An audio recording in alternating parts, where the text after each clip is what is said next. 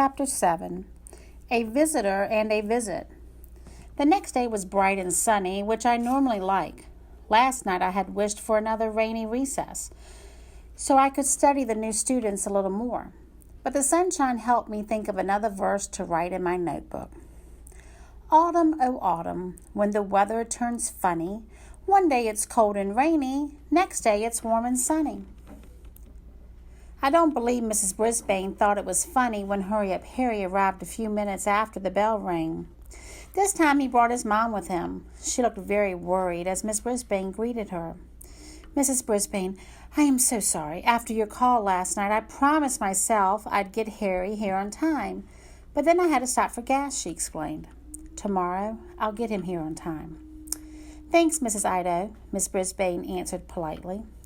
Then she turned to Harry. Why don't you go to your seat and take out your language arts workbook, she said.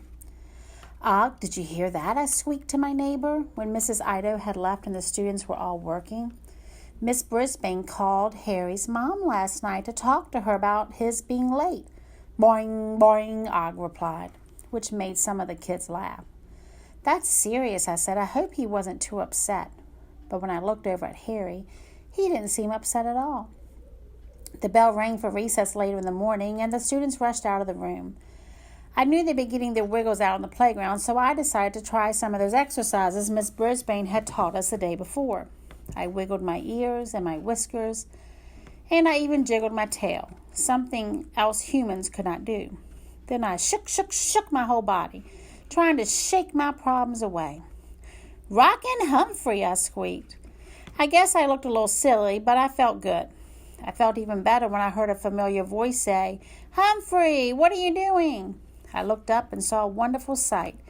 Golden Miranda and Speak Up Saeed, two of my best friends from last year, were standing by my cage and smiling down on me. I think he's dancing, Saeed said in her beautiful soft voice. We miss you so much, Humphrey, Miranda said. I'm sorry. You have George in your classroom, I squeaked. If only she could understand me. We miss you too, Og, Saeed added. George doesn't like you, but we do. It's not the same without you two, Miranda leaned in very close and whispered. I love you, Humphrey. I was a little worried that Og might feel left out, but Miranda leaned in close to his tank and said, You too, Og. My heart did a little somersault inside me. Golden Miranda still loved me, and I loved her back. Girls, Mrs. Wright will be looking for you, Mrs. Brisbane said. She always knows when someone's missing from the playground. They laughed and promised to come see me again. The rest of the day I tried very hard to concentrate on what the teacher said. But no matter what she said, I kept hearing Miranda's voice saying, I love you, Humphrey. Later, Mrs. Brisbane made an announcement. Class, I'll be taking Humphrey home this weekend. Starting next Friday, he'll start going home with a different student each weekend. I was a little bit relieved not to be going home with any of the new students, since I still didn't know them very well. However, I'm a very curious hamster, so I couldn't help wondering what weekends at their houses would be like. Mrs. Brisbane lived in a yellow house with her husband, Bert. After an accident last year, Bert was now in a wheelchair. He spent a lot of his time in his workshop making birdhouses. He made a big extension for my cage, too. Thanks. He also worked part-time at Maycrest Manor, a place where people get better after an accident or an illness. Sometimes he took me there to help. It's pretty quiet at the Brisbane's house, especially compared to some houses, which are filled with kids and pets.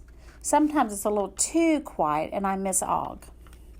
I dozed a lot that weekend. I napped while Mrs. Brisbane tidied up the house. I slept while she went over students' papers. I snoozed while the Brisbanes went out Sunday morning. I was certainly rested up when Mrs. Brisbane opened my cage on Sunday afternoon and said, Humphrey, you must be bored to tears. I haven't paid a bit of attention to you this weekend, but that's changing now. She scooped me up and put me into my yellow plastic hamster ball. How about a change of scenery, she asked. It sounded unsqueakably nice to me. She carried me out to the garage where Mr. Brisbane was hammering away at a piece of wood. I thought you might like some company, Mrs. Brisbane told her husband. Always do, he said.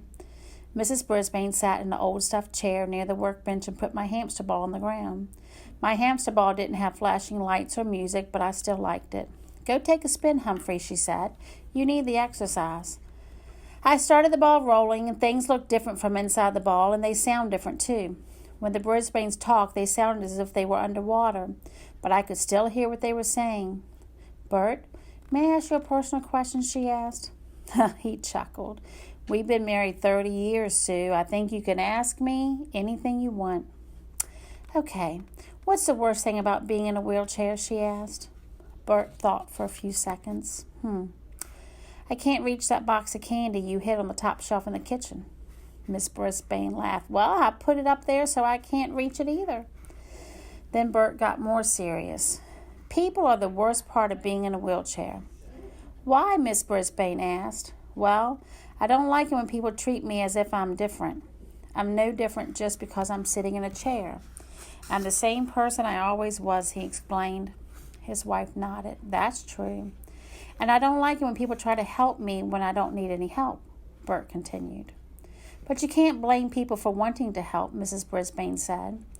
I appreciate help when I need it, and I know I have to ask for help sometimes.